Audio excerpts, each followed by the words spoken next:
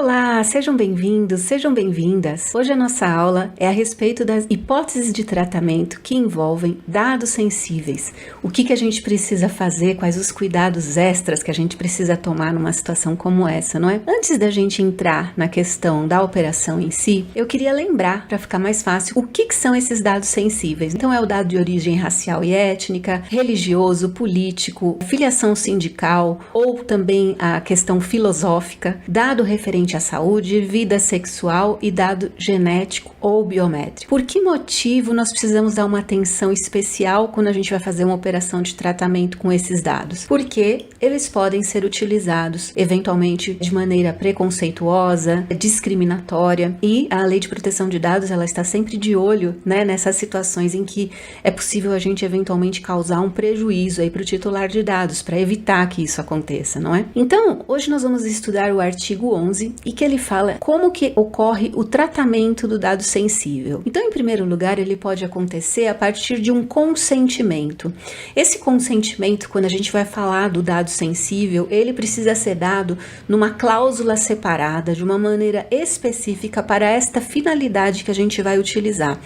Quando for um menor, precisa ser dado pelo responsável. Caso você não tenha o consentimento, você poderá utilizar o dado sensível para o tratamento apenas quando ele for indispensável para as seguintes operações. Então ele vai falar do cumprimento da obrigação legal ou regulatória, que eu expliquei também já para vocês como que funciona isso, ou seja, você tem uma lei que ela te obriga a você manter ou compartilhar o dado para cumprir uma determinada situação que está definida em um texto de lei ao qual a sua empresa, a sua operação está subordinada. Execução de políticas públicas, eu já dei alguns exemplos disso, o uso dos hospitais que são credenciados ao SUS, Sistema Único de Saúde, e que os hospitais que são credenciados acabam tendo que compartilhar as informações com o SUS. No caso dessas alíneas A e B, toda vez que houver este compartilhamento por cumprimento de obrigação legal ou por execução de política pública, é preciso informar o titular que vai haver esse tratamento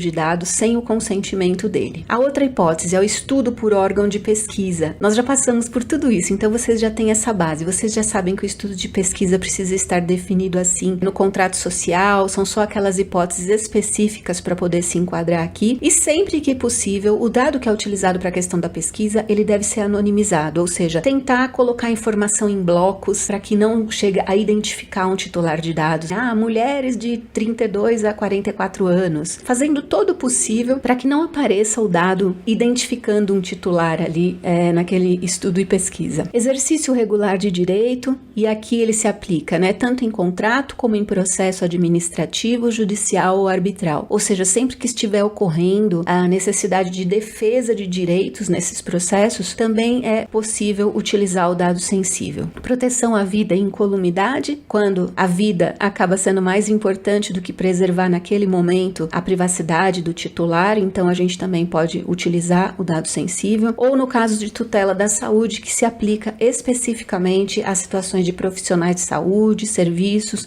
de saúde específicos e autoridade sanitária. Por fim, quando nós vamos garantir e prever fraude para a própria segurança do titular de dados, casos de identificação e autenticação. O que eu quero dizer com isso? Tem muitas empresas, por exemplo, que estão utilizando agora a questão da biometria. Você vai lá fazer um cadastro no banco para que você possa, por exemplo, usar o caixa eletrônico. Isso daí é um dado sensível, certo?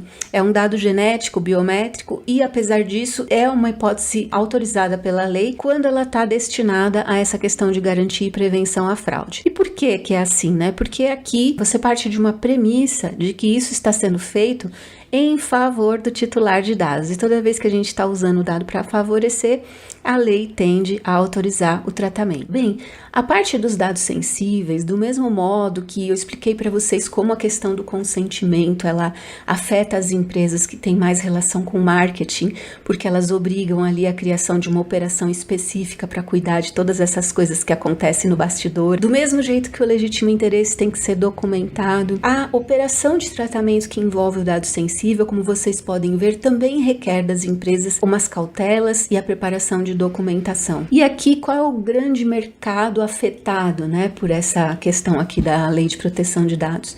é o mercado da saúde, porque o mercado da saúde, ele implica realmente uma quantidade, um volume imenso de dados sensíveis que são compartilhados de uma instituição a outra, de um hospital a outro, de hospital para laboratório, de um hospital para um prestador de serviços, para um médico, para realizar análises diagnósticas. Então, a área de saúde, em geral, ela foi muito afetada pela Lei de Proteção de Dados, porque obrigou que as empresas que prestam serviços de saúde tivessem que ter um rápido amadurecimento nessa questão da privacidade para poder atender a todas essas leis. Inclusive, a minha empresa trabalha com isso e nós temos aí dentro do nosso portfólio alguns clientes na área de saúde.